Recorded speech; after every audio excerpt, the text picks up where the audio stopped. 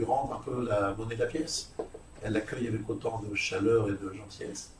Il veut marquer sa reconnaissance. Et le mot qu'il utilise, c'est charad, charada. Charada, ça veut dire une crainte. Charedi, celui qui a peur, celui qui a crainte. Je vois que tu as eu tant de, on va dire, de crainte dans le sens, vous avez compris, d'admiration, de respect à mon égard. Ben, qu'est-ce que je peux faire? Et là, vous savez ce qu'il va lui faire. Il va lui faire une bracha et elle va recevoir un enfant. Pourquoi? Parce que, évidemment, c'est un jour de Rosh Hashanah. Le jour de Rosh Hashanah, les choses sont décidées. Les choses sont décidées à Rosh Hashanah.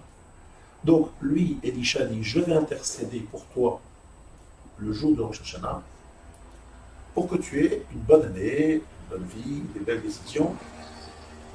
Elisha, c'est le Gadol Hador, le grand maître de la génération, le prophète, l'homme le plus saint de la génération. Il propose d'intercéder en faveur de cette femme, en reconnaissance pour tous les efforts qu'elle fait pour le recevoir de la façon la plus agréable possible.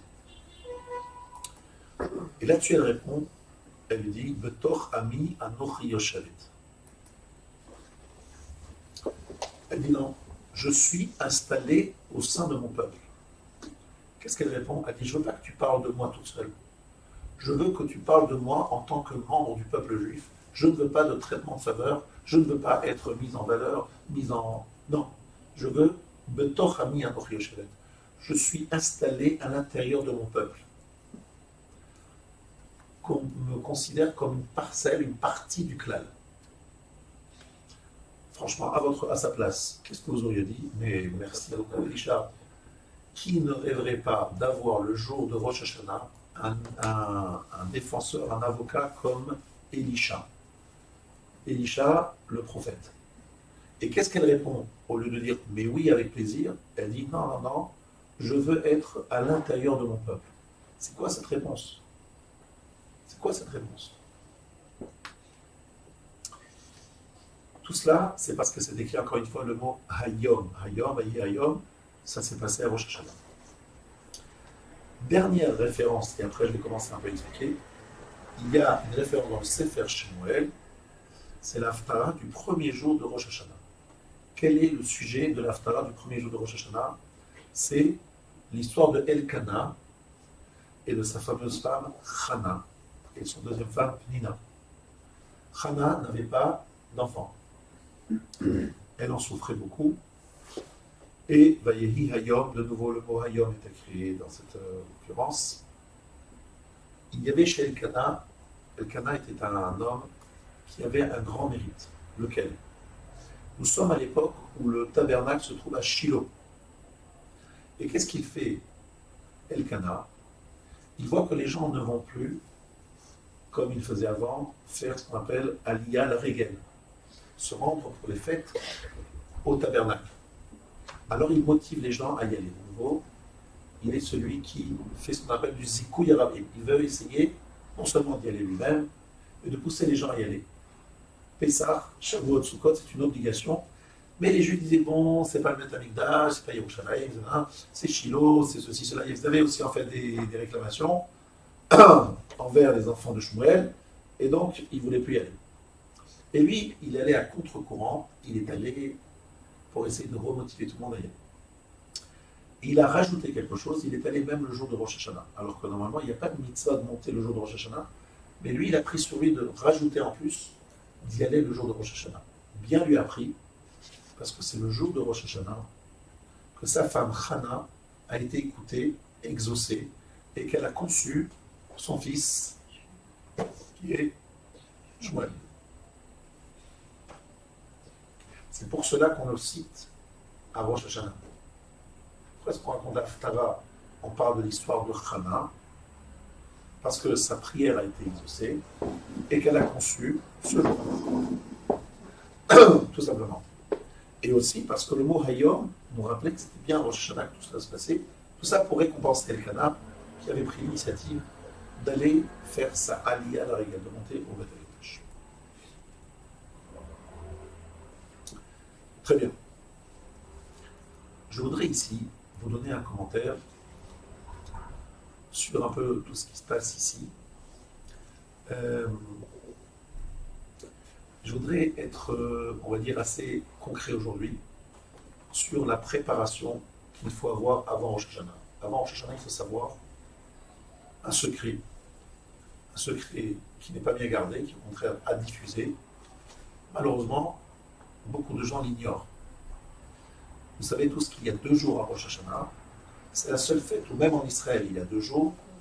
La raison est technique, a priori, c'est parce qu'on n'a pas le temps de faire savoir lorsqu'il y avait ce qu'on appelle le Kiddush HaChodesh, la sanctification du mois qui se faisait par des témoignages.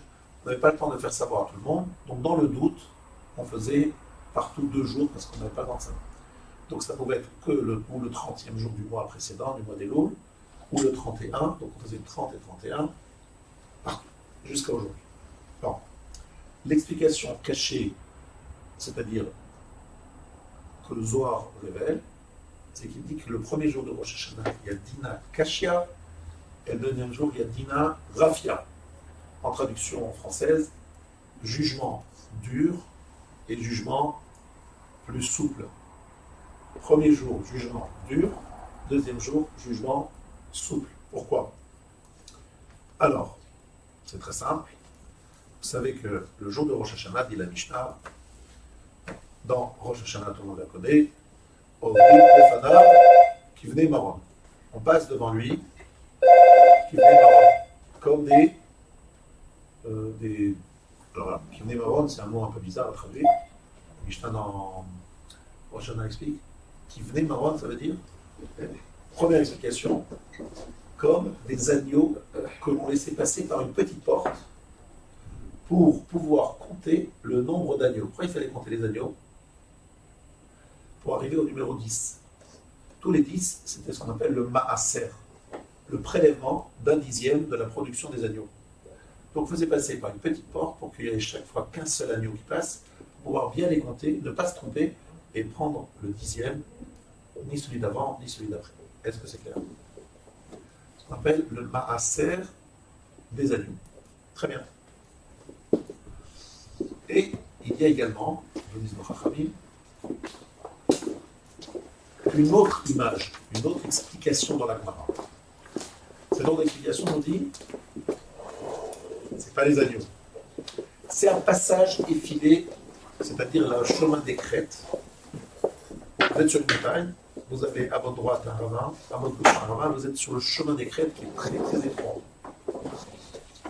Ça, c'est une deuxième explication sur qui venait Maron. Troisième explication, c'est les armées où il fallait compter le nombre de soldats. Il fallait vraiment faire passer chaque soldat à part pour être sûr de ne pas se tromper sur le nombre de soldats. Chayalot shel Ben David, c'était comme ça. Alors, dit la Gemara, Amar Rabba Abavachana, Amar Rabbi Yochanan, le Kula Niskarim Niskira Achat. Tous étaient regardés d'un seul trait. Je m'explique. C'est très important que vous compreniez comment le jugement de Rosh Hashanah fonctionne. Très important. Parce que si on sait comment ça fonctionne, on sait comment se protéger, réagir, argumenter. Bon. Premier point qu'il faut bien savoir, c'est qu'à Rosh Hashanah, c'est un jour de jugement extrêmement exigeant. C'est-à-dire que c'est un jour de din caché. Quand je dis, je juge, et je juge avec toute la rigueur. Ça, c'est un premier point qu'il faut savoir. Le deuxième jour, c'est moins dur. Mais le premier jour, c'est très dur. En général, Rosh Hashanah, il y en a 10. D'accord? Ça, c'est un point qu'il faut bien comprendre. Deuxième chose, on nous dit qu'on passe chacun seul. Qu'est-ce que ça veut dire qu'on passe chacun seul? C'est une image qui veut nous dire qu'on a tous des comptes à rendre et qu'on ne peut pas se justifier, se disculper en disant c'est la faute de ma femme, c'est la faute de ma belle-mère, c'est la faute de mon copain, c'est la faute de mon réveil matin qui ne m'a pas réveillé au slichot, c'est la faute de ceci, la faute de cela. On est chacun seul, on n'a personne qui peut nous aider et nous donner des aides sur notre argument. Nous devons nous justifier face à Hachem sans avoir le moindre appui et sans avoir le moindre excuse. On est face à lui et pas les masques, il faut y aller. Il faut argumenter, il faut être très bon. mais pas de comédie, pas de théâtre, on est face à lui. Alors, il y a 3 images en Agmara, où dans tous les cas on nous montre, attention, il y a une petite porte, il y a un petit passage effilé sur les montagnes, on est là entre 2 ravins, glagla, on est en train d'être compté en tant que l'armée d'Hachem. En 2 mots, ça rigole pas. En 2 mots, il y a une mission. En 2 mots, on est observé chacun à la loupe et chacun à part. Sauf, il y a un deuxième din, un deuxième jugement qui s'appelle Biskira Achat, c'est-à-dire on prend tout le monde et on prend chacun, et on le remet dans le klal, dans l'ensemble, et on le juge avec l'ensemble. Qu'est-ce que ça veut dire? C'est quoi cette idée? C'est une idée très simple. C'est que chacun est jugé à part, mais après, le deuxième jour, on prend en compte ce que nous sommes dans le groupe. Prenons un exemple très simple. Il y a un monsieur qui est dans une synagogue, le rabbin, le Baal Koré, celui qui lit la Torah, celui qui fait des vraies Torah, eh bien, Akadosh Baruch Hu va le juger en Rosh Hashanah comme tout le monde. Premier jour, il le juge seul, c'est-à-dire lui, qu'est-ce qu'il a fait, qu'est-ce qu'il n'a pas fait, etc. Deuxième jour, il dit, même si lui, il a fait des bêtises, mais comme il est nécessaire pour la communauté, donc lui, en vérité, il ne devrait pas passer le jugement, mais on le laisse parce qu'on prend en compte le fait que si lui, il n'est plus là, eh bien, les gens, ils vont se trouver perdus. Ils vont avoir un problème, ils n'auront pas. Donc, on va le juger, non pas en fonction de ses actes, mais aussi de l'intérêt qu'on porte à sa présence, non pas par rapport à lui-même, mais par rapport aux effets, aux bonnes influences qu'il a sur les gens. Et ça, c'est ce qu'on appelle, donc, évidemment, Betor Ami Anoch Yoshevet. Je veux être dans mon peuple, c'est-à-dire que chacun d'entre nous, peut prendre un rôle dans la communauté ou par rapport à d'autres, de manière à être nécessaire pour d'autres. Ce qui nous donne beaucoup plus de chances de passer le jour du jugement. Parce que le premier jour, il y a très peu de gens qui passent, on va pas se raconter l'histoire. Le deuxième jour, il y a un peu plus de chances parce qu'on prend en compte notre famille, nos amis, ceux sur qui on a une influence. Et donc, ça donne plus de chances. C'est-à-dire, Biskira, on nous regarde dans l'intérieur du klal. Est-ce que c'est clair? Cette femme, la Shunamite, elle a dit, je ne veux pas être mise à part, je veux être mise dans l'ensemble du klal. J'ai très peur d'être à part, je préfère rester et faire partie du klal Israël. En tant que membre du peuple juif, j'ai peut-être plus de chances d'en sortir. Il faut savoir d'une façon générale, le peuple juif, il s'en sort toujours. La preuve, vous savez laquelle? C'est que vous êtes là, vous et moi, aujourd'hui. Pourtant, le nombre de personnes et de peuples qui ont voulu nous détruire, il est innombrable. Et en plus, ils avaient des moyens. Et nous, on était très faibles. Et on est toujours très faibles. Même si on a une armée, on est toujours très faibles. Eh bien, il faut savoir, à Bretagne, que cette force-là que nous avons, c'est qu'à Kadosh Baruch Hu, pour le clan d'Israël, il a une sorte de hanaga, de conduite très particulière où il s'est engagé d'amener l'histoire à son terme avec nous. Donc nous, on est protégés en tant que peuple. Mais l'individu, il ne doit pas compter sur ses souillottes en disant « moi je suis que si, moi j'ai fait cela ». Non. L'individu ne peut pas compter parce que c'est un jour de jugement difficile s'il est seul. Donc, un des conseils que je vous donne, très concret aujourd'hui, on est très concret, c'est de prendre sur vous, pourquoi pas, d'œuvrer pour les autres. Et ainsi de dire à Kadosh Baruch Hu, t'as vu, moi je ne suis pas toujours très méritant, mais comme je suis nécessaire pour la communauté, tu vas me sauver grâce à eux. Donc c'est une bonne idée pour Yom Hadin de prendre sur vous des engagements ou communautaires, ou dans votre famille, ou dans votre cercle proche, mais évidemment des engagements dans lesquels vous apportez quelque chose, spirituellement parlant, à votre entourage. Ou pas seulement spirituellement, même si c'est physiquement parlant, matériellement parlant. Donc vous êtes nécessaire pour les autres. Et ainsi vous direz à Kadosh Baruch Hu, Betor Ami Anoch Yoshevet, je suis dans mon peuple, je suis assis à l'intérieur de mon peuple.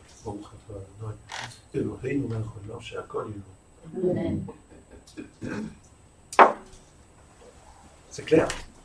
Dina Kashia, Dina Rafia. Jugement difficile le premier jour, en tant qu'individu, on passe seul. Et voilà, deuxième jour, Dina Rafia.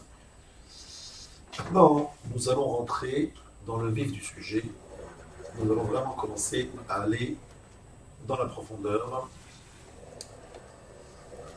de ce qu'est en réalité Rosh Hashanah. Hayom. Yoma, c'est Yom Kippour. Hayom, c'est Rosh Hashanah. Je vais vous poser une question très gênante. Parce que vous allez avoir un peu honte, mais c'est pas grave. Il vaut mieux avoir honte dans ce monde que dans le monde futur. La question est la suivante. Nous avons l'habitude, très machinalement, de dire chaque fois Zecher li'yitziat Mitzrayim, en souvenir de la sortie d'Égypte. N'est-ce pas? Alors, je comprends à Pessah que c'est en souvenir de la sortie d'Égypte. À Shavuot, c'est en souvenir de la sortie d'Égypte. À Sukkot, c'est en souvenir. Ça, je comprends. Mais me dire qu'à Rosh Hashanah, c'est en souvenir de la sortie d'Égypte, je ne comprends pas. Si vous comprenez, il faut le dire.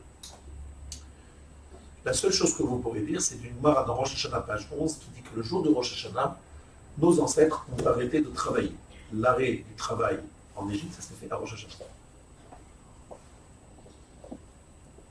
Mais que ça soit tellement important, ce détail de l'arrêt du travail, pour dire que c'est en souvenir de la sortie d'Égypte, ça me semble difficile. Alors, je vais vous donner tout de suite la raison pour laquelle on relie Rosh Hashanah à la sortie d'Égypte. Historiquement parlant, il n'y a rien. Mais il y a quelque chose que dit Nachmanide, Ramban. Alors, Vayar Elohim et Bnei Israël, Vayeda Elohim. Elohim a vu les enfants d'Israël, il l'a su. Dit Ramban, Afalpi shenishlam azman shenikzar alehem, lo hayu ruim leigael, ela mipnei hatse'aka kibel tfilatam berachamav. Bien que le temps était terminé et qu'ils devaient effectivement sortir, ils ne méritaient pas d'être libérés. La seule raison pour laquelle ils ont été libérés, mipnei hatse'aka, c'est le cri qu'ils ont proféré. Kibel filatam berachamav. Il a accepté leur tfila avec miséricorde. Donc Ramban dit explicitement, les Juifs ne méritaient pas. Ils devaient sortir, c'était leur but de sortir. Mais ils ne méritaient pas de sortir. Et la seule raison pour laquelle ils sont sortis, c'est parce qu'il y a eu ce qu'on appelle une se'aka. Ensuite, sforno. Vayeda Elohim, yada benigé levavam, shaitat filatam et tzakatam becholev. Hachem a su que leur cri était authentique, sincère. Becholev, de tout leur cœur. Donc encore une fois, dit le sforno, il y a une écoute de la tse'aka des Bnei Israël. Alors, le mot tse'aka, ça veut dire un cri. Ce n'est pas une prière, c'est un cri. Alors, on va essayer de comprendre quelle est la notion de tse'aka. Il y a plusieurs textes qui nous montrent l'impuissance de la tse'aka. Gdola tse'aka shekorat gzardino shel adam mikol yamav. La tse'aka est grande, elle déchire le décret. Rabbi Yitzchak Amar gdola tse'aka shemoshe talmidat anin shel ma'ala. La tse'aka littéralement nous donne maîtrise sur la rigueur d'en haut. Rabbi Yosef Gdola Tzaka Shemoshe Ba'olam Hazeh Ba'olam Haba. Bref, je ne vais pas vous faire toute la liste. La Tzaka est très efficace. Qu'est-ce que c'est que la Tzaka? Il faut le définir. Qu'est-ce qu'on appelle la Tzak? Alors, comme d'habitude, nous utilisons un grand commentateur de la grammaire juive qui s'appelle Malbim. Le Malbim nous définit ce que c'est la Ze'aka et ce que c'est la Tse'aka. La Ze'aka, c'est aussi un cri. Alors, quelle est la différence entre Ze'aka et Tse'aka? Ze'aka, nous dit-il, c'est lorsqu'il y a des situations où vous pouvez un petit peu penser que vous allez vous en sortir. Il prend l'exemple de quelqu'un qui est malade ou quelqu'un qui est en prison. Cet homme-là, ces deux personnages peuvent se dire, bon, je suis malade, mais il y a les médecins, il y a les médicaments, il y a des traitements. Il est en prison, il se dit, bon, j'ai des amis, j'ai des contacts, ils vont tout faire pour me libérer, ils vont payer la rançon, ils vont ceci, cela, ils vont me libérer. Et il y a deux autres cas où vous connaissez tous ce qu'il faut faire, ce qu'on appelle la tfila de Birkat HaGomel, à part ces deux cas que je viens de citer.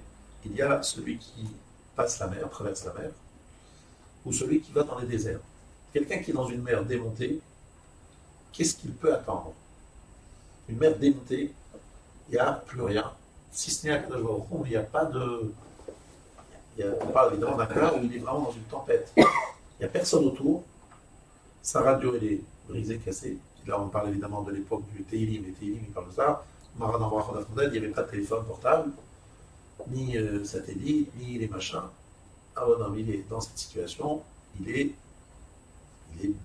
voué à disparaître, sauf évidemment si la tempête se calme. Mais il n'a pas d'éléments physiques qui peuvent le sauver.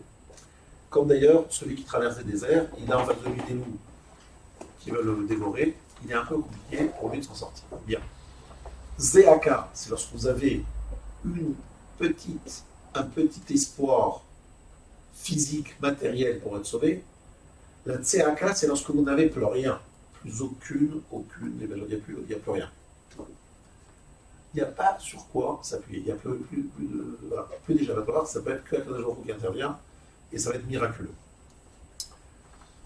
Viennent ici les Chachamim et nous disent que la sortie d'Égypte s'est faite grâce à la Tseaka, c'est-à-dire que les Juifs ont réalisé qu'ils n'avaient aucun recours physique, matériel, qu'ils étaient à la merci des Égyptiens et que s'il n'y avait pas une intervention divine d'urgence, c'était fini. Voilà, ça c'était la Tseaka. C'est pas la Zéaka, c'est la Tseaka. C'est-à-dire un cri de désespoir, ou plutôt un appel à Dieu, mais qui est à 100% honnête. Exactement le même que Hannah d'ailleurs a proféré le jour où il a prié de tout son cœur pour avoir son enfant. C'était de ce niveau-là. Elle avait compris que si elle priait du fond du cœur, qu'elle ne comptait sur personne, elle allait être écoutée. C'est ce qui s'est passé. Donc je voudrais qu'on sachiez quelque chose de très important. Le jour de Rosh Hashanah, les gens font des grandes erreurs, de très grandes erreurs, parce que Rosh Hashanah, c'est une fête qui n'est pas simple à comprendre. Elle n'est pas facile à comprendre. Tout le monde parle de Malchut, de la royauté divine, mais les gens ne savent pas comment agir, comment réagir, comment se protéger ce jour-là. Je vous ai donné, en première partie du cours, une idée. Dina Kashia, Dina Rafia, le fait d'être Tochami, c'est-à-dire d'être important pour d'autres, d'être nécessaire pour d'autres. En deuxième partie de cours, je vous parle maintenant de la Tseaka. Qu'est-ce que ça veut dire la Tseaka? Ça veut dire que je ne veux pas que le jour de Rosh Hashanah, nous ayons, les uns et les autres ici, une sorte de démarche de négociation avec Hachem, en disant, bon, je suis quand même quelqu'un de bien, de sortir, on va dire, voilà, j'ai fait quelques mitzvot, c'est de se dire que on a des bonnes raisons de penser qu'on va passer, etc. Non, je préfère qu'on prenne conscience qu'on n'a aucune chance de passer. C'est-à-dire, en tant que, si je dépose un dossier en 2 mots, c'est comme lorsqu'on dépose un dossier. Vous savez qu'il n'a aucune chance de passer. Sauf si j'arrive à développer en moi une dimension qu'on appelle la tseaka. C'est-à-dire, prise de conscience que, a priori, on ne peut pas compter sur nos mérites, on ne peut pas compter dessus. Et je vais vous expliquer pourquoi. Même si ici ou ailleurs, vous savez, vous faites Shabbat, vous faites beaucoup de choses dans la vie, de très bien, et j'en suis sûr, on ne peut pas compter dessus dans le jour du jugement. Parce que le jour du jugement, à Kadosh Baruch Hu, même Rabbi Akiva, Yaakov Avinu, des gens comme ça, ils ont eu peur. Donc, vous voulez voir, vous pensez que vous êtes à ce niveau-là. On n'est pas au niveau, parce que Hachem, il va regarder chaque acte. Est-ce que cette mitzvah, elle est lishma? Est-ce qu'elle est désintéressée? Est-ce que je ne la fais pas parce que je suis dans une société où je n'ai pas le choix, je la fais par devoir, par obligation? Finalement, cette mitzvah, je la fais sans kavana, sans vraiment réfléchir à ce que je dis. Vous donnez un petit vent très sympathique, très très beau, vous allez le sortir avec bar mitzvah, je suis sûr. Vous allez assister à une bar mitzvah, sortez-le, sans me dire mon nom si vous voulez. D'ailleurs, ça ne vient pas de moi. Vous savez que les tefilines de la main et les tefilines de la tête, elles ont une différence importante. Laquelle? C'est les mêmes parchemins. À l'intérieur, c'est les mêmes parchemins. Sauf que la forme est un peu différente. C'est que les tefilines de la main, ce sont des tefilines où il y a un seul boîtier. Il y a une seule cavité à l'intérieur. Par contre, les tefilines de la tête, c'est 4 cavités Dans chaque cavité, il y a une paracha. Pourquoi cette différence? Celle de la main, c'est les 4 parachas qui sont en fait l'une à l'impression de l'autre, mais qui sont mis dans un seul cavité, un seul endroit. Celle de la tête, c'est 4. Pourquoi? Il y a beaucoup d'explications, mais une des raisons, c'est parce qu'au niveau de l'action, nous tous ici, on va dire, on fait Shabbat, on ne porte pas Shabbat, on mange la daf Shabbat, on fait le kiddush, Motzi, le Chamishne, Seuda Shlishi, etc. Alors qu'est-ce qui fait? Donc à ce niveau-là, on est tous les mêmes. Ce qui fait la différence, c'est ce qu'il y a dans la tête. Ce qui est là, c'est la main, c'est l'action. Au niveau de l'action, on est tous les mêmes. Au niveau de la kavanah, de la ferveur, de la joie, de l'accomplissement de la mitzvah, il y a quatre différences, comme les 4 espèces qu'on va parler bientôt, Arba Minim. Il y a des gens qui font les choses machinalement, il y en a qui le font avec beaucoup de cœur, il y en a qui le font avec beaucoup, etc. Il y a au moins 4 en plus types d'actions au niveau de la kavana, de la ferveur, pas au niveau de l'action, excusez-moi, au niveau de l'intention. Moi j'ai prié à côté de Rabbi Yashiv, et je me suis dit, mais quelle est la différence entre lui et moi? On prie de la même façon. Avec de l'Israël, j'étais à côté de plusieurs de l'Israël, je me disais, mais quelle est la différence entre lui et moi? C'est pas une différence entre c'est la différence entre ciel et terre. Ce que lui met dans chaque mot, dans chaque partie de la tefila, et ce que toi tu mets, c'est aucun rapport. Là, c'est un diamant, et toi, c'est du charbon. Vous priez tous les deux, vous dites les mêmes mots.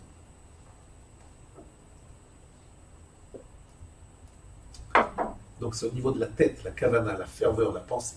Ça, c'est une petite parenthèse. Ça pour vous dire que lorsque Hachem prend en compte chacun de nos actes, c'est pas sûr. Il ne faut pas compter sur le fait qu'on va y passer. On va passer parce qu'on est méritant. Par contre, si on arrive à avoir la tseaka, on risque de passer. Qu'est-ce que ça veut dire parler de tseaka le jour de Rosh Hashanah? Le jour de Rosh Hashanah, on évite de nous défendre nous-mêmes. On ne dit pas chatati aviti pachati. On ne parle pas de nos fautes. On parle de la royauté divine. On est en train de dire à Kadosh Baruch Hu, tu es puissant, tu es fort. On compte sur toi. En 2 mots, voilà, tu es tellement fort que tu peux même t'occuper de gens comme nous. On n'est pas méritant, mais tu trouveras quelque chose. En clair, c'est trouver une sorte de vouloir être complètement dépendant de lui. J'ai souvent donné cette image dans d'autres années. J'ai un exemple d'un enfant qui a fauté, qui a fait une bêtise, et il a fait une grave bêtise. Maintenant, ses parents, ils arrivent et ils vont découvrir la bêtise qu'il a faite. Et les parents ouvrent la porte de l'appartement, ils voient la bêtise, et l'enfant, qu'est-ce qu'il fait? Avant que ses parents aient le temps de se mettre en colère, il se jette dans les bras de sa maman, en sanglotant, en disant non, non, non. C'est-à-dire, il a envie d'éviter la colère de sa mère, les fessées, les sanctions. Donc il crie très fort maman, avec un cri à fendre le cœur. Et à ce moment-là, sa maman, elle ne peut plus le gronder. Elle voudrait le gronder, elle ne peut pas. Il est tellement dans des sanglots, il sanglote très fort. Et il crie maman avec tellement de conviction et de force, que la maman, elle craque.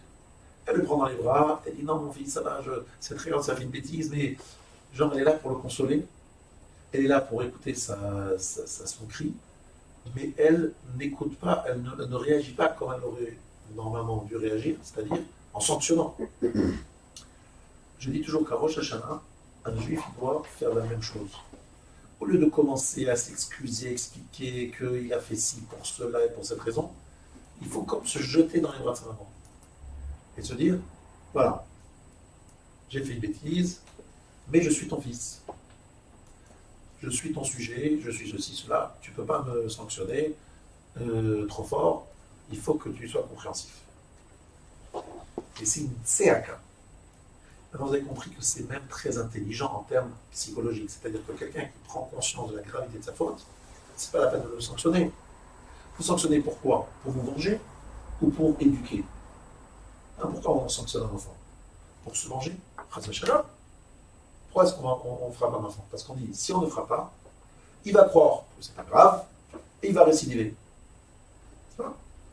Donc, si l'enfant il prend conscience de la gravité de son acte sans avoir besoin de sanctionner, ben, tant mieux. Vous dites, c'est pas la peine de lui faire de grandes sanctions. Il y a souvent des parents qui veulent trop sanctionner leurs enfants. Je dis, voilà, Si l'enfant vraiment, vraiment a compris et vous sentez dans sa réaction la gravité de son acte, ne faites pas une sanction trop grande. La sanction n'est pas là pour vous venger. Et malheureusement, très souvent, les parents se vengent. L'enfant a fait une bêtise, ça me gêne, ça m'embête, il faut que je me venge. Et je frappe. Et l'enfant, il sent que c'est une vengeance. C'est pas d'éducation, ça. Éduquer, dans ce cas-là, c'est comprendre qu'il faut donner une réaction, mais une réaction très mesurée, parce que tu dis à l'enfant la fois suivante, je vois que tu as réalisé la gravité de ton acte. Sache que c'est vraiment très grave ce que tu as fait, mais je sens que tu as compris la gravité de ton acte. Donc normalement, je pensais te sanctionner très très durement, mais je ne le fais pas parce que je pense que tu as compris la leçon et que de toi-même, tu recommenceras. C'est ça, Rosh Hashanah.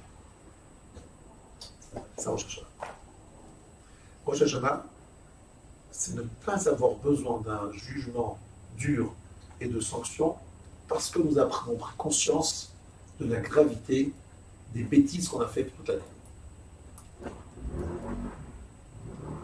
Vous savez comment on prend la mesure de la gravité lorsqu'on se rend compte que c'est un jour de malroute, que Hachem c'est le roi du monde, qu'il n'y a rien d'autre sur terre, et que je me rends compte que finalement c'est honteux devant un roi pareil, qui nous donne des ordres, de ne pas être à la hauteur, de ne pas respecter ce Dieu, ce roi. C'est honteux. J'ai honte. Je crie. Et ce cri, cette honte, c'est ma capa. C'est ça le système de Rosh Hashanah. Un des systèmes. Donc ne venez pas à Rosh Hashanah avec des dossiers dans lesquels vous écrivez toutes vos bêtises. C'est pas possible. Le jour de Rosh Hashanah, c'est le jour où on acclame le roi. On dit « Vive le roi !» Il passe dans la rue, vous êtes dans les rangées autour du carrosse royal, et vous dites « Vive le roi !» C'est pas ? Si quelqu'un, en plein milieu, il écrit un grand pancarte sur lequel c'est écrit « J'ai fait telle et telle bêtise, s'il vous plaît, monsieur le roi, pardonnez-moi. » C'est une tâche, parce que le roi il veut montrer qu'il est le roi, et donc il est respecté. Et vous, vous avouez que vous n'avez pas respecté le roi. Donc vous êtes en train, au contraire, de salir son image. Donc il ne faut surtout pas parler de vos fautes ce jour-là. Ah, j'ai fait des fautes, oui. Mais ce jour-là, je n'en parle pas. À Yom Kippour, on va y aller. Et les demandes. Et les demandes, c'est une bonne question. Pendant des années, j'ai expliqué ici dans le cours qu'il fallait faire aucune demande personnelle ce jour-là. Pourquoi ? Parce que pour la même raison.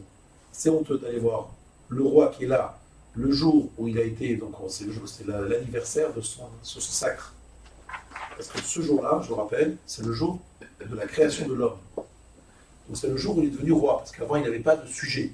Il y avait des animaux, mais les animaux, ce ne sont pas des sujets. Les sujets, c'est les hommes. Donc c'est l'anniversaire de son sacre. Ce jour-là, si vous allez lui demander, lorsque le roi défile avec toute sa grandeur, sa magnificence dans les rues, et que vous l'abordez en disant « Moi, vous pouvez pas, s'il vous plaît, me faire un petite démarche après l'URSSAF, c'est un petit peu des dettes. » Il dit « Mais franchement, c'est pas le jour. Aujourd'hui, c'est un jour de fête. C'est le jour anniversaire de mon sacre. Vous allez aujourd'hui me solliciter sur des choses pareilles. Taisez-vous. C'est une tâche dans la cérémonie de mon sacre. » Voilà comme ça que je l'ai dit pendant des années. Et je ne l'ai pas dit évidemment de moi, j'ai entendu ça de mon maître, mais après j'ai vu que le Chazon Ish, il autorise de faire des demandes personnelles. Il ne dit pas que c'est le jour pour le faire. Très franchement, c'est un peu bête de faire ce jour-là, autrement. C'est un jour de montée. Pourquoi ? Parce que c'est un jour de rigueur. Lorsque tu as envie de demander des faveurs à ton patron, une augmentation de 20%, tu ne vas pas venir le jour où il a été contrarié, il fait la tête, et il est en train de très mauvaise humeur, il dit monsieur le patron, s'il vous plaît, je voudrais une augmentation de 20%. Mais aucune chance, il va s'énerver, il va te envoyer balader. Tu prends le jour, il est souriant, il a eu une bonne nouvelle, il y a eu un très bon chiffre d'affaires. Celui-là, tu vas le voir en disant voilà ce que je peux avoir. Mais pas le jour où il est en colère. Or, le jour de Rosh Hashanah, il est en colère, il est en dite, c'est le jour de rigueur. Tu dis si moi je peux avancer ici, je peux avancer là, mais t'es bête, tu ne choisis pas ce jour-là. Par contre, le jour de Kippour, c'est un jour de Rachamim, de miséricorde, Hachem, il est là, large. Alors vas-y, profite, c'est le bon jour. Mais Rosh Hashanah, c'est un jour de rigueur. Tu ne vas pas demander, qu'est-ce que tu as aucune chance d'être écouté? C'est pas le jour de demander. Mais le Chazon Ish autorise, parce qu'il ne s'agit pas de faire une demande, lui, dans la tête du Chazon Ish, j'imagine, si j'ai bien compris ce qui le rapporte le Chazon Ish, C'est une demande dans le sens où tu dis, je dépends de toi, c'est toi mon roi. Donc, pas une demande insistante de celui qui veut profiter, qui veut dire, tiens, le roi est à côté, je vais en profiter pour prendre. Non. C'est une demande qui est censée révéler ton sentiment de dépendance envers le roi. Donc, ce n'est pas tellement la demande que ce qu'il y a derrière. Et très franchement, les Baal et Moussar déconseillent de demander. Mais c'est vrai, je ne peux pas dire que c'est assourd parce que le Razonich a dit que c'était permis. Mais est-ce que c'est le bon jour? Je ne crois pas. Je crois que c'est un jour où plutôt il faut faire profil bas, ne rien demander, c'est juste se dire déjà la vie. Maintenant, tu vas me dire de quel droit tu demandes la vie. Donc je vais te répondre ce que j'ai répondu aussi très franchement d'autres années, mais je n'ai pas trouvé de meilleure réponse que celle-là. Très bien. Reprenons l'image de quelqu'un qui veut une augmentation. Alors il va voir son patron, il lui dit je voudrais une augmentation de 20%. Qu'est-ce qu'il lui répond le patron? Il dit comment on est, la conjecture, la difficulté, je peux pas. Bon, très bien. Il retrouve voir son patron et il dit écoutez monsieur le patron, je vous propose quelque chose, je vous propose d'ouvrir une filiale à Hong Kong. Maintenant, ça ne va pas être facile le voyage, je voudrais première classe et là-bas un hôtel 5 étoiles. Mais je vais me battre pour ouvrir une filiale pour votre entreprise. Et là, le patron, il dit oui, d'accord. Mais c'est bizarre, il n'y a pas d'argent pour mon augmentation, mais on a l'argent pour payer en première classe pour Hong Kong et l'ouverture d'une filiale. La réponse. Ouvrir une filiale, c'est un investissement. L'augmentation, c'est toi, perso, qui veux prendre un peu plus de la société. Tu comprends? Donc maintenant, arrive Rosh Hashanah. Tu demandes à Kadosh Baruch Hu une année de plus de vie. Et d'autres choses, etc., n'est-ce pas? Si tu lui demandes, perso, je veux, j'ai besoin, c'est un jour de jugement, il va dire, niet. Par contre, si tu lui dis, les ma'an shemo, partout, dis toujours les ma'an shemo, prends le ma'an shemo. Tu dis, voilà, moi, la vie que je te demande, c'est pas pour me faire un kiff. J'ai envie de faire et de continuer mon œuvre de Kiddush Shem Shamayim. Je veux travailler pour toi. J'ouvre une filiale. La filiale, c'est quoi? C'est ma vie au quotidien. Les gens me voient et disent, ah là là, ce juif religieux, mais quel bonheur. Derech, un monsieur toujours souriant, gentil, dévoué pour les autres, etc. Donc, Akadosh Baruch Hu, tu as intérêt à regarder, à me donner une nouvelle année, parce que je travaille pour toi. Je suis important pour la grande société qui s'appelle Royauté divine. Le royaume divin a besoin de moi pour diffuser le message. C'est une bonne idée, non? Ça passe bien. Maintenant, il ne faut pas que le dire. Parce que c'est trop facile de parler. On peut parler, dire des choses. La chaîne, il voit les cœurs. Il faut trouver un projet qui va faire passer la pilule. C'est-à-dire, l'année dernière, j'étais un petit peu voilà, mais cette année, je vais un peu plus sanctifier ton nom. Il faut être dans la proposition. Il n'y a pas de hasard. Aujourd'hui, on est quelle date en hébreu? On est le 26 Elul. Est-ce que tu sais ce qui s'est passé le 26 Elul? Il y a 5779 ans. La création s'est passée le 25. Le 26, il y a eu le deuxième jour de la création. Le deuxième jour de la création, c'est le jour où on a séparé les eaux d'en haut des eaux d'en bas. Et dans ça, je dis que le Satan a été créé le jour du 26 Elul. Le Satan, la séparation, la dualité, l'opposition, la concurrence et le doute, le bien, le mal, etc.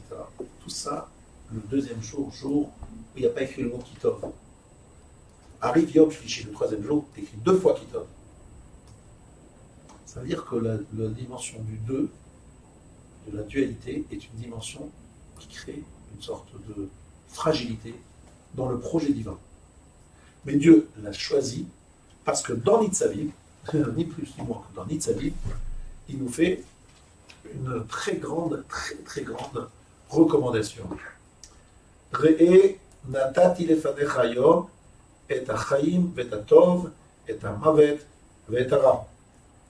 Vois, j'ai placé devant toi aujourd'hui la vie, le bien, le mort et le mal. D'accord? Et qu'est-ce qui se passe? Qu'est-ce qu'il nous demande Hachem? Asher Anochi Metzavecha Yom Le'avat Hashem Elokecha Lechem Bidrachav. Et je t'ordonne de suivre mon chemin. Et il continue. Je t'ai mis la main ou Bacharta Bachayim. Tu choisiras la place. C'est-à-dire que le deuxième jour marque un tournant dans l'histoire du monde. Création de deux options. Création du libre arbitre. Création du libre arbitre. L'homme n'a pas été créé encore, hein, mais on va donner à l'homme les occasions de douter. Le Satan, la dualité, la séparation, et il va falloir que l'homme crée l'union. Voilà. Ça, c'est ce que l'homme va devoir faire le jour de sa création, c'est-à-dire le 6e jour. Aujourd'hui, c'est le 26. Aujourd'hui, c'est la dualité. Maintenant, comprenons bien. Résumons-nous. Jusqu'à présent, je vous ai donné 3 grandes clés pour Rosh Hashanah. Ça, mon but, c'est d'être concret. C'est de donner Dina Rafia. Le deuxième jour, c'est un jour plus sympathique parce qu'on nous juge, non pas seul, mais aussi en regardant ce que nous apportons autour de nous. D'accord? Deuxième chose, je vous ai parlé d'une deuxième dimension. C'est celle que je viens de dire, c'est-à-dire les Maran Shemo, pour son nom, c'est-à-dire ne pas perso, etc. Et troisièmement, je vous ai parlé de la Tseaka, c'est-à-dire ne pas compter sur nos dossiers en disant non, on est des gens bien, mais être au contraire dans la Tseaka, c'est-à-dire celui qui a désespéré, qui dit j'ai aucune chance, il faut que j'appelle Hachem l'enfant qui se jette dans les bras de sa mère. Ça, c'est les 3 clés que je vous ai données sur Rosh Hashanah. C'est ça? Jusqu'à présent. J'ai pas fini. Quand j'ai pas beaucoup de temps, je vais vite. Mais je vais vite parce que il s'agit d'une question de vie ou de mort. On est vraiment en train de parler de ça. Il s'agit de l'année prochaine et ça commence dimanche soir et c'est une question de vie ou de mort. Donc il y a une urgence. Et lorsqu'il y a une urgence, on fonce. Donc on va directement vite. Quels sont les moyens autres pour s'en sortir à Rosh Hashanah? 4e clé, 0 faute. Je le répète chaque année. Le jour de Rosh Hashanah, même si ce n'est pas notre niveau, pendant 48 heures, c'est du nickel, parfait, irréprochable. C'est-à-dire, j'ai des bonnes raisons d'être énervé par mon voisin à la synagogue. Des bonnes raisons. Et je suis un peu nerveux de nature. Le jour de Rosh Hashanah, aucune, je vais appeler accès de colère. Aucune akpada. Ma femme elle a un peu tardé, je l'ai attendu, ceci, cela. Rien. Je laisse tout passer, ça glisse. Je dois faire 48 heures sans faute. Pourquoi? Pourquoi on joue? Hypocrite. On sait très bien que ce n'est pas notre nature. On sait très bien qu'après 48 heures, on va sauter, on va exploser. Ba'asherusha, Akadosh Baruch Hu dit, aujourd'hui, je me révèle à vous, vous devez être nickel. Et l'image que vous avez, je vais vous le donner tout de suite. Mon beau-père Zichrono Livracha, un jour il a reçu Mitterrand à la maison, président de la République. Qu'est-ce qui s'est passé avant son arrivée? Bon, ils ont été prévenus pas très longtemps avant. L'aspirateur, nettoyage, machin, enlever ça, il prend ça, enlever ça. Bref, il fallait arranger la maison de façon la plus sonora possible. Enfin, c'était Chirac. Bon. À quoi tu joues? Ça va. Il vient chez toi, ben, il vient, ben, c'est pas l'Élysée, il vient chez toi, tu viens chez toi. Ça veut dire. Alors, je vais raconter une histoire. Un jour, un roi a décidé de connaître un peu mieux ses sujets. Il dit, moi, il ne faut pas que je reste dans le palais.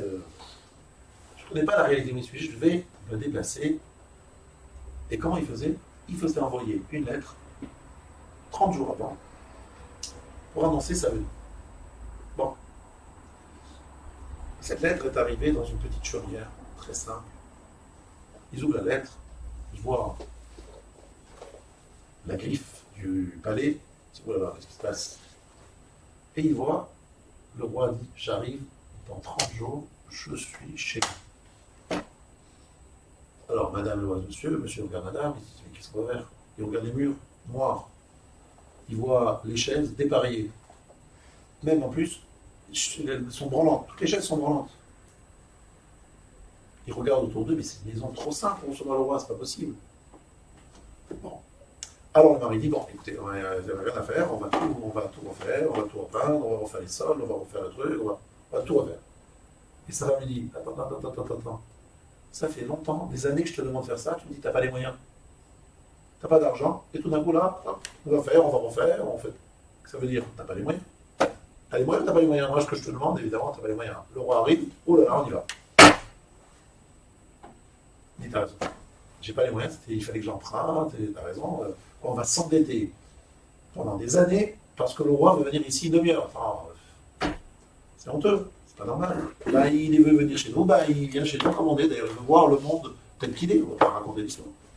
Et son mari lui dit cette phrase, écoutez bien, tout Rosh Hashanah dans la phrase que je vais vous dire. Il dit à sa femme, tu as raison, on va pas refaire tout. Mais il y a une chose qu'on va faire. Une seule chose. Où il va s'asseoir le roi? Aucune chaise n'est très solide. Imagine-toi, il s'assoit sur une chaise et elle casse au milieu, il se retrouve par terre. C'est pas possible ça. Ça c'est terrible. Ça il va nous en vouloir et il aura raison. On va juste acheter une nouvelle chaise. Solide, pas luxueuse mais solide, pour que le roi puisse s'asseoir au moins sur cette chaise et qu'on n'ait pas le risque qu'il tombe. Voilà ce qu'il répond, il a dit, d'accord, on achète la chaise, c'est tout. Ils ont fait que la chaise. Ils ont un peu nettoyé, mais ils n'ont pas tout refait. Ainsi, à Kadosh Baruch Hu, à Rosh Chodesh Elul, il dit, dans 30 jours, j'arrive. Alors nous, on se regarde, on dit, voilà, il va venir où ça? À l'intérieur de nous-mêmes, visiter ce qui se passe dans notre cœur, dans notre cerveau, nos actions, nos pensées, nos paroles. Ouh là là, il y a plein de saletés sur les murs. Le lachon hara, la haine. J'ai pas la liste, elle est très longue. Les choses qu'on n'a pas faites, c'est sale. On ne peut pas recevoir le roi dans ces conditions. Bon, on va faire tchouva entière en 30 jours, on va tout enlever, tout changer. Compliqué. En fait, le roi, il veut juste qu'on lui prépare une chaise. C'est quoi la chaise? C'est quoi la chaise qui est le minimum que l'on peut mettre en place pour Rosh Hashanah? Une chaise dans laquelle le roi va s'asseoir. C'est quoi cette chaise? Qu'est-ce qu'elle est? C'est quoi l'image? C'est qu'en fait, le minimum, la chaise dont je parle, c'est de se dire, le roi arrive. Il faut bien le recevoir, il faut bien qu'il puisse s'asseoir quelque part. C'est-à-dire qu'il faut qu'il y ait au moins un accueil. C'est-à-dire que nous soyons conscients du rendez-vous et de son importance. C'est-à-dire, si on est conscient qu'il va venir et que c'est un moment difficile, c'est un moment grave, un moment important, c'est une forme de kiss, une forme de chaise sur laquelle il va s'asseoir. Il va s'asseoir sur quoi? Sur la prise de conscience de notre véritablement simplicité et de notre incapacité véritablement à le recevoir comme on devrait le recevoir. Mais au moins on lui a préparé une chaise. Comment on l'a accueilli? Imaginez-vous qu'arrive Rosh Hashanah. Le soir de Rosh Hashanah, on est en table avec de la famille. On parle de l'un, de l'autre, de Rachel, de Léa, de Yaakov, d'Abraham. On dit des paroles, malheureusement, pas tout à fait cachères. On arrive le matin à la synagogue, toujours en retard, comme d'habitude en retard. Dans la prière, aucune concentration. Bref, finalement, un jour, comme tous les autres, on n'a même pas préparé une chaise. À ce moment-là, quand on dit, mais je n'ai pas où m'asseoir. C'est-à-dire, il ne m'accueille même pas, il n'y a même pas où m'asseoir. Il repart. Donc ce qu'il faut faire, c'est qu'à Rosh Hashanah, même si on sait que ce n'est pas notre niveau tous les jours, mais il faut acheter une chaise. Il faut avoir un endroit où l'asseoir. C'est-à-dire qu'on sache qu'il arrive, qu'on a un rendez-vous et qu'il faut bien l'asseoir quelque part. C'est-à-dire qu'il faut que notre attitude soit différente de toute l'année pour justifier le fait qu'il va s'asseoir, il ne va pas tomber. Il va vraiment s'asseoir. C'est-à-dire une prise de conscience. Et c'est ça la tzedaka. Et ça s'appelle Hayom, aujourd'hui. Le Zohar HaKadosh, chaque fois qu'il est écrit dans le Tanakh Hayom, il y a une allusion à Rosh Hashanah. C'est pourquoi? Parce que tous les jours on dit demain, demain, demain, demain. Ah, il y a ce problème, demain on va faire mieux. Tous les jours, c'est demain, on va faire mieux, demain on va faire chouva, demain on va arranger ça, demain on va faire ça, demain. Et puis arrive un jour, on dit Hayom, c'est aujourd'hui. Ah, c'est plus demain. Parce que le roi, il arrive, on ne va pas lui dire excusez-moi, revenez demain. Non, c'est Hayom, je suis là, j'ai pris, j'ai dit je venais aujourd'hui, je viens. Mais demain, venez demain. Non, je viens aujourd'hui, Hayom. C'est-à-dire que Rosh Hashanah, c'est une dimension de Hayom, c'est-à-dire que c'est un rendez-vous imposé qui ne peut absolument pas être repoussé. Il faut le préparer à l'avance pour que ça puisse se réaliser. C'est Hayom. Et il y a un deuxième rendez-vous qui s'appelle Yom Kippour. Et là, c'est Yoma, le jour, pour de désignation d'une journée. The jour, the Yom, le jour J. Et en araméen. Et l'araméen, c'est pas l'hébreu. Yoma, c'est un mot araméen. Hayom, c'est un mot hébraïque, hybride. Alors, si vous lisez le Maharal, vous verrez que le araméen, d'une certaine dimension, extrêmement proche de l'hébreu. Il y a une kedusha. La preuve, c'est que vous faites Shte Mikra et Chad Targum. 2 fois vous lisez le texte de la Torah et vous devez faire le Targum Onkelos. Et vous comprenez strictement rien en Targum. Encore pire que la lecture de la Torah. Ceux qui ne comprennent pas l'hébreu. Et l'araméen, c'est quoi? C'est encore pire. Mais il faut lire l'araméen. C'est une forme de révélation. Une révélation qui pouvait penser la Torah chez Baal Pé. C'est la Gemara. C'est écrit en araméen. Talmud Bavli. En fait, le jour de Yom Kippour, Akadosh Baruch Hu vient de nouveau. Il nous rend visite. Tout à fait. Sauf que ce jour-là, c'est Malé Rachamim. C'est plein de miséricorde. En fait, il vient avec son fauteuil, il vient avec sa chaise, avec tout le reste, il décore toute la maison. Et il dit, je suis là, mais je suis là avec tout le reste. Pas besoin de préparer, ne préparez rien, j'arrive. Ce jour-là, c'est Yoma. C'est un jour de Rachamim. C'est-à-dire un jour dans lequel Akadosh Baruch Hu accepte il sait qu'on a plein de défauts, il sait que sa royauté se révélera dans sa révélation, dans quoi? Dans nos faiblesses. Il les assume, ces faiblesses, il sait qu'on est faible, il accepte de venir avec sa propre chaise et de s'installer chez nous dans notre salon dévasté, défoncé, et il dit, c'est là que j'ai envie de voir, ça veut dire, je veux te voir dans ta faiblesse.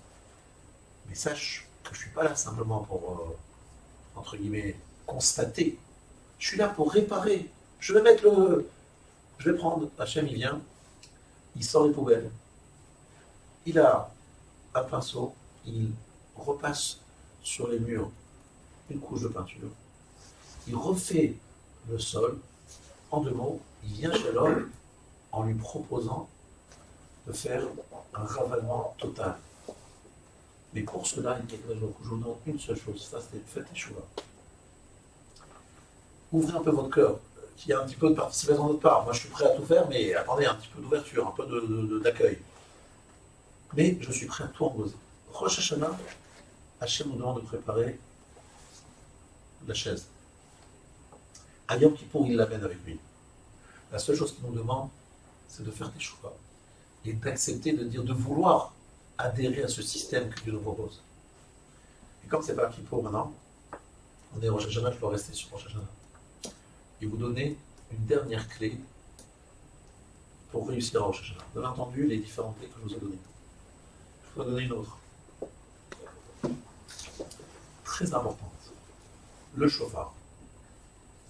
Le chauffard, la plupart des gens, chaque année, me reposent un exemple. À quoi il faut penser pendant le chauffard? Des pensées kabbalistiques, des combinaisons compliquées du nom divin. Est-ce qu'il faut voir les lettres défiler devant moi, Yud, Ke, Vav, Ke? Écoutez bien, à quoi il faut penser dans le chauffard? C'est très simple. Le chauffard, c'est quoi? C'est un son long et un son saccadé. Le son saccadé, il y en a 2. Shevarim, Teroua. Maintenant, d'où viennent ce son saccadé bizarre? D'où on l'a appris? De la mère de Sisra. La maman de Sisra, elle attendait son fils. Vateyabev, elle a sangloté. Et lorsqu'on sanglote, on fait comme ça. D'accord? Ça, c'est la première partie. Et puis après, lorsque le sanglot continue, c'est Donc vous avez 2 styles de sanglot. Un sanglot shvarim et un sanglot 3. D'où on prend ça? Du pleur de la mère de Sisra qui ne voit pas son fils arriver. c'est trop bizarre quand même, comme référence. C'est quoi le truc? La mère de Sisra qui pleure la mort de son fils. Enfin, c'est pas le moment à Kippo, à Shashana de penser à ça. Teroua, c'est-à-dire découper, casser, briser. Ça, Teroua, briser. Vous avez remarqué que lorsqu'il y a une. C'est partout dans le monde d'ailleurs, je crois que c'est un code international. Lorsqu'il y a une attaque aérienne ou de missiles, qu'est-ce qu'il y a? Il y a une sirène. Vous avez remarqué comment ça marche les sirènes? Moi j'étais pendant la guerre du Golfe, ça m'a tué, je me suis dit, mais c'est quoi, c'est le chauffard? Parce que ça monte et ça descend, c'est qu'il y a l'attaque. Lorsqu'il y a un son plat, c'est que l'attaque est finie. Dès qu'il y a fin de l'attaque, témoin, attaque. En clair, et c'est ça qui est très intéressant, c'est qu'en fait, Akadosh Baruch Hu nous dit, la mère de Sisra pleure la mort de son fils qui était un rachat, un mécréant. Quelque part, le jour de Rosh Hashanah, on veut entendre le pleur d'un juif qui prend conscience de toutes ses influences. Il voit quelque part que le mal, il a un moment, il va disparaître.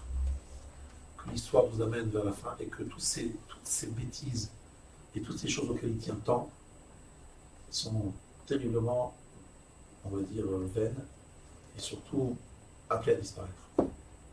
Donc un homme, il doit se dire, cette brisure, cette cassure, c'est de se dire toutes ces certitudes, tous ces plaisirs, toutes ces choses qui animent le monde entier et dont je suis moi-même, on va dire, touché par cette attirance que le monde a pour ces choses-là. Le jour de Rosh Hashanah, les choses, il faut les remettre en place.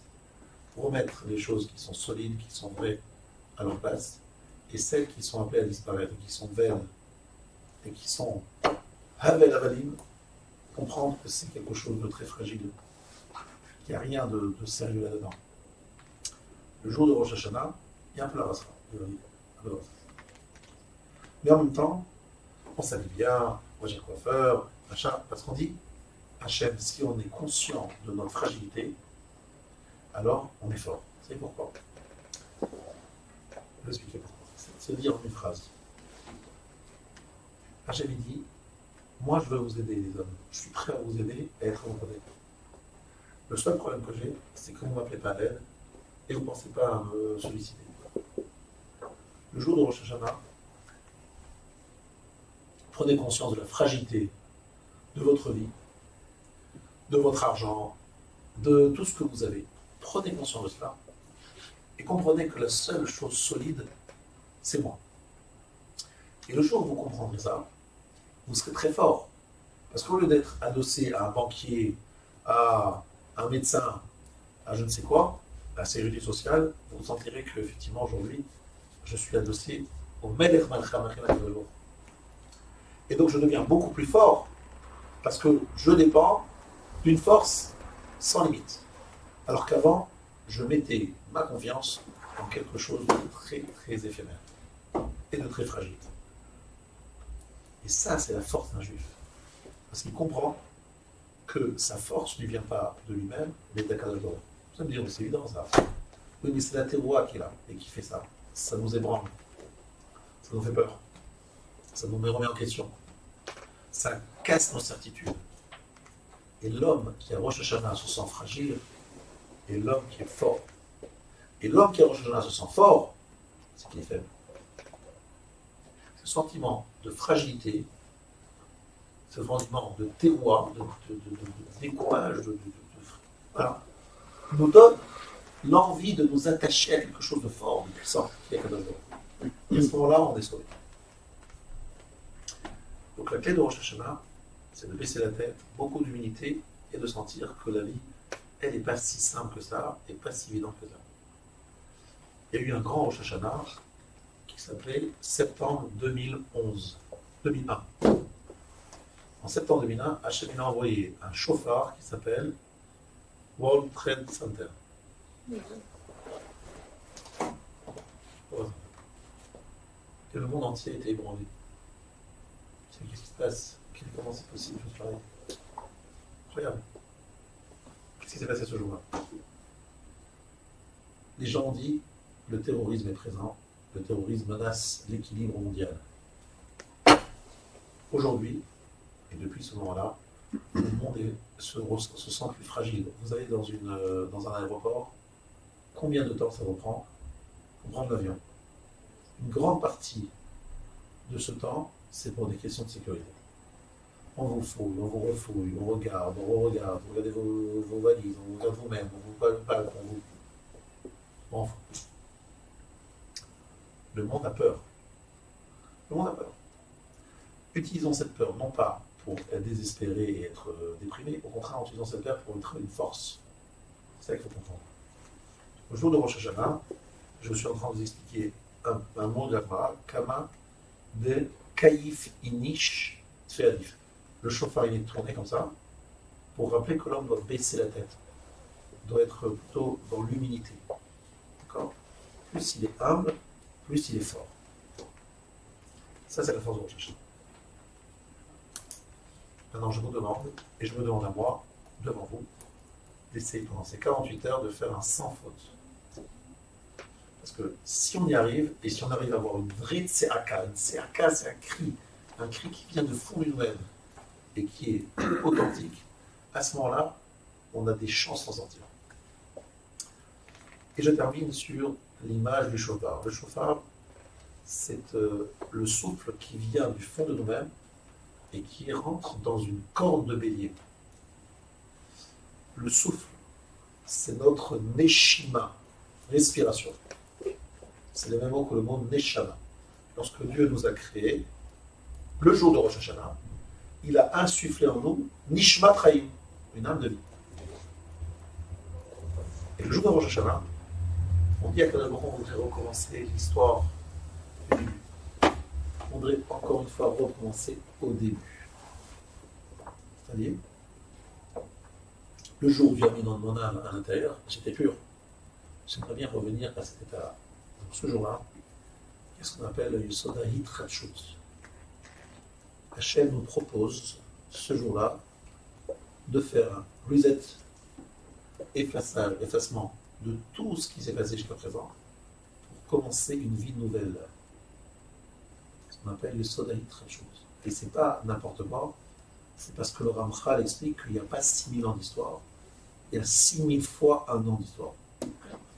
Chaque année étant un projet différent. Et donc chaque année, on peut avoir un scout particulier et être embauché cette année et avoir une vie magnifique, alors que l'année d'avant, c'était cata. Pourquoi? Chaque année, c'est un peu comme dans une entreprise, vous avez le patron qui vous appelle, vous et tous les employés.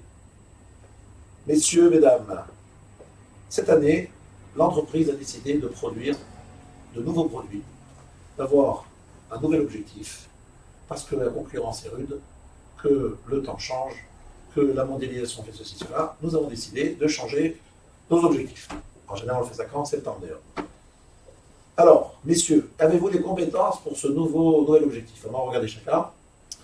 Celui qui n'était peut-être pas compétent l'année dernière peut être compétent un peu plus cette année, puisqu'il a des compétences, puisqu'on a des demandes nouvelles, donc les compétences de l'année dernière sont pas les mêmes cette année. Chaque année, Akadosh Baruch Hu fait l'appel, il nous dit qui veut participer à mon projet? 5780. Oui, moi, je reprends l'appel, moi je veux. Votre CV, s'il vous plaît, vous n'avez pas mon CV, bac tout juste, au rattrapage. Après, j'ai fait le tour du monde. Après, j'ai fait 50 boulots. Bon, alors, c'est quoi comment je vais vous embaucher là? C'est pas sérieux. Monsieur le patron, je vous explique. Je n'ai pas beaucoup de qualifications. J'en ai une qui dépasse toutes les autres. J'ai pris conscience que j'avais perdu beaucoup de temps dans ma vie. J'ai pris conscience qu'il y a une valeur, c'est celle du travail, des efforts. Et j'ai pris conscience que j'étais fidèle et que lorsque je prenais des décisions, je les tenais et que j'étais prêt à être très fidèle et je vais apprendre très vite parce que je suis très motivé. Ah, ça me plaît.